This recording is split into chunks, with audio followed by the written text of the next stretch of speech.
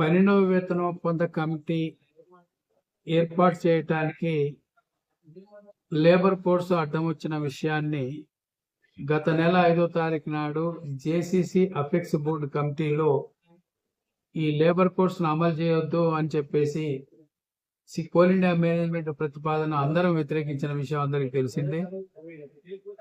అంటే labour codes అమలు చేస్తే ఎన్నికలు పెట్టాలి, 51% ఓట్లు రావాలి, 51% ఓట్లు వచ్చిన జేబీసీ తీసుకోవాలని.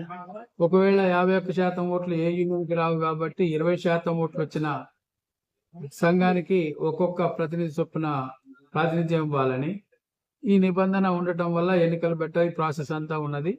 కాబట్టి ఆలస్యం చేయటం కరెక్ట్ కాదు, వెంటనే ఏర్పాటు చేయాలనేది ఒక నిబంధన. ఇంకోటి, కార్మిక సంఘాలనే నిర్వీర్యం చేసేటటువంటి ఈ లేబర్ కోడ్స్ కార్మిక అంటే పబ్లిక్ సెక్టార్ని నిర్వీర్యం చేసేది, కార్మిక సంఘాలను నిర్వీర్యం చేసేది, కార్మికులను కూడా కట్టు బానిసలుగా చేసే లాంటి లేబర్ కోడ్స్ ను అందరం వ్యతిరేకించాలని చెప్పేసి నిర్ణయం తీసుకుంటే దీన్ని బిఎంఎస్ వారు సిఐటితోని అంటే కొన్ని లేబర్ కోడ్స్లలో మంచిగా ఉన్నాయి, కొన్ని ఇబ్బందికరంగా ఉన్నాయని చెబుతూనే పోరాటాలకు ఎప్పుడు కూడా కలిసి రానటువంటి బిఎంఎస్ వారు మిగతా సంఘాలు సిఐటి అన్ని కలిపి దేశవ్యాప్తంగా అనేక పోరాటాలు ఇప్పటికే 4 సమ్మెలు జరిగినటువంటి అంశం, నిరసన కార్యక్రమాలు పెద్ద ఎత్తున జరిగినటువంటి అంశాన్ని కూడా కార్మికులు అర్థం చేసుకునే ఇచ్చిన పిలుపులను 100% సమ్మెలు విజయవంతం చేసినటువంటి చరిత్ర కూడా ఉన్నది. అయినా కూడా బీజేపీ ప్రభుత్వం ఏకదాటిగా ఈ కార్మిక చట్టాలను రద్దు చేసి 4 లేబర్ కోడ్లను అమలు చేయడానికే కోల్ ఇండియా మేనేజ్మెంట్ దగ్గర ఒత్తిడి తీసుకొచ్చే ప్రయత్నం ఇంకా కొనసాగిస్తా ఉన్న నేపథ్యం చూస్తా ఉన్నాం. అందుకనే ఈ యొక్క 11వ వేతన ఒప్పందంలో 6 నెలల ముందే లేబర్ అంటే కమిటీని జేబీసీసీ కమిటీని ఏర్పాటు చేయడానికి ఉన్నటువంటి పరిస్థితి ఇప్పుడు ఎందుకు లేదంటే బిఎంఎస్ వాళ్ళు సమాధానం ఏమి ఇస్తారంటే, అప్పుడు మా కిషన్ రెడ్డి గారు అక్కడ ఉన్నటువంటి బొగ్గు శాఖ మంత్రి ప్రహ్లాద్ జోషిని కలిసి మాట్లాడటం వల్లనే 6 నెలల ముందు కమిటీ వేశారు, అంత ముందు వేశారు అని చెప్పేసి మాట్లాడుతా ఉన్నారు. మరి ఇప్పుడు కిషన్ రెడ్డి గారు డైరెక్ట్ గా బొగ్గు శాఖ మంత్రి గారు ఉన్నారు కదా, వేరే మంత్రిని కూడా రికమెండ్ చేయాల్సిన అవసరం లేదు కదా. ఈ 12వ వేతన కమిటీని వేయటానికి ఉన్నటువంటి ఆటంకం ఏమిటనేది సిఐటి ప్రశ్నిస్తా ఉన్నాం. డైరెక్ట్ గా బొగ్గు శాఖ మంత్రి కిషన్ రెడ్డి గారు ప్రకటించవచ్చు, కమిటీని వేయండి, జేబీసీసీ కాన్స్టిట్యూట్ చేసి వేయండి అని చెప్పొచ్చు కదా. అప్పుడు చెప్పిన మనిషి ఇప్పుడు ఎందుకు చెప్పలేదు అని సిఐటిగా ప్రశ్నిస్తున్నాం. మీరు పైరవీలు చేయటం ద్వారా రాదు. బొగ్గు గని కార్మికులు గత వేతన 11వ వేతన ఒప్పందప్పుడు కూడా మొత్తం డిమాండ్ అన్ని సిఐటి ద్వారా తయారు చేసి అన్ని యూనియన్లకు ఇచ్చి అందరితో పోరాటం చేయటం వల్లనే ఆ రోజు కమిటీని ముందుగా ఫామ్ చేసినటువంటి విషయం తెలుసు. ఇప్పుడు లేబర్ కోడ్స్ అడ్డం పెట్టుకొని వస్తుందని మేము భావిస్తా ఉన్నాం. వాళ్ళు లేదంటున్నారు, ఉన్నదా లేదా అనేది చర్చలో తేలుతుంది. అందుకని చర్చకు సిద్ధంగా అని చెప్పేసి అంటున్నాం. ఇకపోతే సిఐటి వాళ్ళు ఊరికే ధర్నాలు గొడవలు చేయడం తప్ప వీళ్ళకి అసలు సమస్యలు పరిష్కారం చేసే స్థాయి లేదు, వీళ్ళకి ఏ ఉనికి లేదు, కోల్ ఇండియాలో ప్రాతినిధ్యం లేదని చెప్పి చెప్తా ఉన్నారు. ఈ యొక్క అంశానికి సిఐటి చాలా సీరియస్ గా స్పందిస్తున్నాం. నీకు అసలు ఎక్కడున్నది స్థాయి? సిఐటిగా ఉన్నటువంటి వేతన ఒప్పందాలలో అనేక వేతన ఒప్పందాలను సిఐటి చేసిన కృషిని కార్మికులందరికీ, పాత వాళ్ళందరికీ తెలుసు, కొత్త వాళ్ళకి తెలియకపోవచ్చు. వాళ్ళందరూ కూడా అర్థం చేసుకోవడం కోసం కొన్ని అంశాలు మీ దృష్టికి తీసుకొస్తున్నాం, దీన్ని పరిశీలించాలి కార్మికులందరూ చెప్పేసి కోరుతున్నాం. 3వ వేతన ఒప్పందంలో కోల్ పిల్లలకి స్ప్రా సృష్టించింది సిఐటి. అప్పుడు పాండే గారు మొత్తం దీని మీద వాళ్ళకెందుకు కార్మికులకు బేసికలు ఉన్నప్పుడు కోల్ పిల్లలకి ఎందుకు ఉండదు, స్ప్రా ఉండాలని చెప్పేసి 3వ వేతన ఒప్పందం 5వ వేతన ఒప్పందంలో డిఏలో జరిగిన నష్టాన్ని 210 పాయింట్లు మింగేసింది. అసలు జేబీసీసీ వాళ్ళు మేనేజ్మెంట్ మొత్తం పక్కదారి పట్టిస్తే దాన్ని సిఐటి మిగతా సంఘాలు ఎవరు పట్టించుకోలే. సిఐటి దాన్ని వెతికి తీసాం. ఒక్కొక్క పాయింట్కి ₹2 ఉండే అప్పుడు డిఏ. అంటే ప్రతి కార్మికుడికి ₹420 5వ వేతన ఒప్పందంలో సాధించిన చరిత్ర కార్మికులందరికీ పాత్రలు తెలుసు. అట్లాగే 6వ వేతన ఒప్పందంలో మొత్తం కార్మిక సంఘాలు బిఎంఎస్ తో సహా అందరూ తప్పుడు ఒప్పందం మీద సంతకాలు చేసినటువంటి చరిత్ర మీకున్నది, నిజమైన చరిత్ర. మేము సిఐటిగా దానికి వ్యతిరేకిస్తూ మొత్తం దేశవ్యాప్తంగా 3 రోజులు సమ్మె చేశాం. కార్మికుల జీతాలు పెరగాలని చెప్పేసి గట్టిగా సమ్మె చేసిన తర్వాతనే కదా ఆ రోజు ప్రతి కార్మికుడికి 3 ఇంక్రిమెంట్లు వచ్చినటువంటి చరిత్ర కార్మికులందరికీ తెలుసు. అప్పుడు 6వ వేతన ఒప్పందంలో ఉన్న కార్మికులు ప్రతి కార్మికుడిని అడగండి. ప్రతి సిఐటి పోరాటంతోనే మాకు 3 ఇంక్రిమెంట్లు వచ్చాయని చెప్పేసి 6వ వేతన ఒప్పందంలో సాధించామే. అది అడగండి కార్మికులని. మీలాగా తప్పుడు ఒప్పందాల మీద సంతకాలు చేసే సంఘం కాదు సిఐటియు. అట్లాగే 7వ వేతన ఒప్పందంలో 5 సంవత్సరాలకి వేతన ఒప్పందం ఉండాలి అని చెప్పేసి ఫైట్ చేసినాం. కొన్ని సంఘాలు రాగాలు తీసినాయి, ఇది కరెక్ట్ కాదు, 5 సంవత్సరాలకు ఒకసారి జీతాలు పెరగాలి అని గట్టిగా ఫైట్ చేసిన తర్వాత సిఐటికి మిగతా సంఘాలు కూడా సిఐటి వాదన కలిసి అందరం ఫైట్ చేయటం వల్ల ఆ రోజు 5 సంవత్సరాలకి వేతన ఒప్పందం అప్పటి నుంచి ఇప్పటి వరకు ఎట్టి పరిస్థితుల్లో దీనికి వ్యతిరేకంగా ఫైట్ చేస్తూ మిగతా ప్రపోజల్ చేస్తా ఉంది. అందరికి దేశవ్యాప్తంగా 10 సంవత్సరాలు ఉన్నాయి. బొగ్గని కార్మికులు ఒక్కొక్కళ్ళకి ఎందుకని చెప్పేసి చెప్పినా కూడా లేదు, ఎట్టి పరిస్థితుల్లో 5 సంవత్సరాలు అని చెప్పేసి పునాది వేసిన చరిత్ర 7వ వేతన ఒప్పందంలో సిఐటికి ఉంది, మీకు లేదు.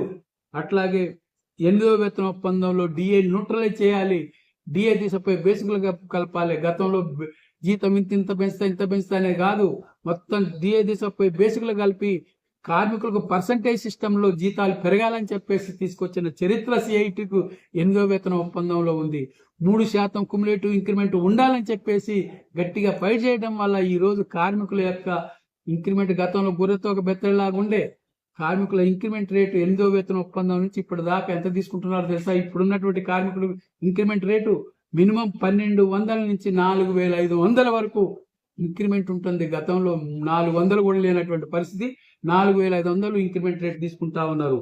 అట్లాగే స్ప్రా రేటును కూడా కన్వర్షన్ లేదు, గతంలో స్ప్రా రేటును కూడా కన్వర్షన్ చేయాలని చెప్పేసి సిఐటిగా ఫైట్ చేయటం వల్ల ఆ యొక్క సాధించినటువంటి విషయం. అట్లాగే 9వ వేతన ఒప్పందంలో కాంట్రాక్ట్ కార్మికులకు హై పవర్ కమిటీ వేతనాలు అగ్రిమెంట్ లో రాస్తేనే అగ్రిమెంట్ మొత్తం అయిపోయి సంతకాలు చేస్తున్న సందర్భంలో సిఐటిగా బైకాట్ చేసినాం. మీరు కాంట్రాక్ట్ కార్మికుల హై పవర్ కమిటీ వేతనాలు జేబీసీసీలో రాస్తేనే మేము సంతకం పెడతాం, లేకపోతే లేదని సిఐటిగా మా జీవన్ రాయ్ గారు మొత్తం పట్టుబట్టి మా జేబీసీ, నేను కూడా దాంట్లో ప్రత్యక్ష సాక్ష్యంగా ఉన్నా, బైకాట్ చేసినాం. చేసి తర్వాత మేనేజ్మెంట్ యూనియన్లు అన్ని కలిసి మాకు సపోర్ట్ చేసినాయి. మీరు తప్పకుండా దీంట్లో జేబీసీసీ అగ్రిమెంట్లు హై పవర్ కమిటీ వేతనాలు రాస్తామని చెప్పేసి రాసినాకనే సిఐటిగా సంతకం చేసినాం. అయితే దరిద్రం ఏంటంటే కోల్ ఇండియాలో అమలు అవుతున్నాయి హై పవర్ కమిటీ వేతనాలు, సింగరేణిలో అమలు పోవడానికి ఇక్కడ ఉన్నటువంటి యూనియన్ల కాంట్రాక్ట్ కార్మిక సంఘాల బలహీనత అని చెప్పేసి సిఐటిగా కోరుతున్నాం. ఇప్పటికైనా హై పవర్ కమిటీ వేతనాలు అమలు కావాలంటే సింగరేణిలో ఉన్న కాంట్రాక్ట్ కార్మికులు ఓపెన్ కాస్ట్ లో పనిచేసే వాళ్ళతో సహా ప్రొడక్షన్ హ్యాంపర్ గా చేస్తేనే అప్పుడు మాత్రమే వాళ్ళకి హై పవర్ కమిటీ వేతనాలు సింగరేణిలో అమలవుతున్న వాస్తవాన్ని మీరు అర్థం చేసుకోవాలని చెప్పేసి కోరుతున్నాం. ఇక బొగ్గుగని కార్మికులకు మెడికల్ స్కీమ్ కావాలని జీవన్ రాయ్ గారు స్టీల్లో ఉన్నటువంటి స్కీమ్ ని ఇక్కడ పెట్టాలని చెప్పేసి ప్రతిపాదన చేశాడు 9వ వేతన ఒప్పందంలో. మీ సోయి ఎక్కడున్నది? అప్పుడు మీరు అసలు సోయిలోనే లేరు. అప్పుడు బిఎంఎస్ 10వ వేతన ఒప్పందం నుంచి కదా మీరు ఆ సోయిలోకి వచ్చింది, అంతకుముందు మీ యొక్క ఉనికే లేదు. సిఐటిగా ఫైట్ చేయడం వల్ల మెడికల్ స్కీమ్ కార్మికులు దిగిపోయిన కార్మికులందరికీ కూడా సిపిఆర్ఎంఎస్ స్కీమ్ తీసుకొచ్చింది సిఐటి జీవన్ రాయ్ గారి ప్రతిపాదనతోనే. ఆ రోజు అందరు సపోర్ట్ చేసి ఆ యొక్క అగ్రిమెంట్ లో చోటు చేసుకున్నటువంటి అంశాన్ని ఇట్లా ప్రతి వేతన ఒప్పందంలో కీలక పాత్ర పోషించినటువంటి సిఐటిని విమర్శించే స్థాయి మీ బిఎంఎస్ ఉన్నదా అని చెప్పేసి సిఐటిగా అడుగుతా ఉన్నాం. ప్రతి వేజ్ బోర్డు లో తెలుగులో బుక్లెట్ తీసుకురావడం ఏ యూనియన్ అలా చేస్తున్నారా? సిఐటిగా చేస్తున్నామే. ప్రతి వేజ్ బోర్డులో కార్మికులకు ఇంగ్లీష్ లో అర్థం కాదని తెలుగులో అనువాదం చేస్తూ బుక్లెట్ లేసి కార్మికులకు అందరికీ అందజేస్తున్న సంఘం సిఐటియు. ప్రతి కార్మికుడు బేసిక్ ఎంత పెరుగుతుందో పాయింట్స్ ఎరవై ప్రతి కార్మికుడికి వేచిపోయిన అగ్రిమెంట్ అయిపోగానే తెల్లారే ప్రతి కార్మికుడు మీ బేసిక్ ఎంత పెరగబోతా ఉంది, ఎంత ఇప్పుడు ఎంత ఫిక్స్ అవుతా ఉంది. అట్లాగే బేసిక్ తో పాటు పైసతో సహా తేడా లేకుండా చెప్పినటువంటి సంఘం ఏదన్నా ఉంటే అది సిఐటిఏ. కార్మికులందరికీ తెలుసు. అన్ని యూనియన్ వాళ్ళు వచ్చి సిఐటి దగ్గర కనుక్కొని బేసిక్ తెలుసుకున్నటువంటి విషయం కూడా మీరు అర్థం చేసుకోవాలని చెప్పేసి కోరుతా ఉన్నాం. అట్లాగే ప్రతి కార్మికుడి జీతం ఎంత పెరుగుద్దో కూడా చెప్పే స్థాయిలో మా కార్యకర్తల్ని ఫ్యాక్టర్స్ ఇచ్చేసి జీతం పెరుగుదల, బేసిక్ పెరుగుదల, ఏరియాస్ ఎంత వస్తాయో మొత్తం చెప్పినటువంటి సంఘం సిఐటియు కార్యకర్తలు కార్మికులందరికీ తెలుసు. కాబట్టి ఇట్లాంటి సంఘాన్ని పట్టుకొని డిఏ కూడా ప్రతి 3 నెలలకు ఒకసారి పెరిగే డిఏ మొత్తం లెక్కలేసి 2 నెలల ముందే సర్కులర్ రాకముందే కార్మికులకు తెలియజేసిన సంఘం ఏదైనా ఉంటే అది సిఐటియు మాత్రమే. ఇప్పటిదాకా ఎప్పటి నుంచో డిఏ ఎట్లా పెరుగుతా ఉంది ఏంటి మొత్తం లెక్కలేసి 2 నెలల ముందే కార్మికులకు వాల్ పోస్టర్ల ద్వారా వాట్సాప్ల ద్వారా తెలియజేస్తున్న సంఘం సిఐటియు. అంతేకాదు డిఏలో గోల్మాల్ బీజేపీ ప్రభుత్వం వచ్చినాక ఏదైతే ఎసెన్షియల్ గూడ్స్ ఉన్నదో వాటిని స్థానంలో లగ్జరీ గూడ్స్ తీసుకొచ్చి పెట్టి ఉల్టా పల్టా చేసి గతంలో డిఏ ఎంత పెరుగుదల ఉంటే 9వ వేతన ఒప్పందంలో 53% ఉన్నటువంటి డిఏ ఉన్నది. అట్లాగే 10వ వేతన ఒప్పందంలో 44.1% దగ్గర 10వ వేతన ఒప్పందం కూర్చున్నది. 11వ వేతన ఒప్పందం వచ్చేసరికి ఏమైంది? కేవలం 27.8% తగ్గిపోయింది. ఈ రోజు 12వ వేతన ఒప్పందం స్టార్ట్ అయ్యే నాటికి మన డిఏ కార్మికుల డిఏ ఎంత ఉన్నది? కేవలం 25% కదా.